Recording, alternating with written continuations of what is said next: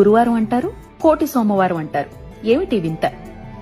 శివాయ విష్ణు రూపాయ శివరూపాయ విష్ణవే శివస్య హృదయం విష్ణుం విష్ణోస్య హృదయం శివః. శివకేశవులకు భేదం లేదు. విష్ణువెప్పుడూ శివనామస్మరణలో ఉంటాట, శివయ్య విష్ణు ధ్యానంలో ఉంటాట.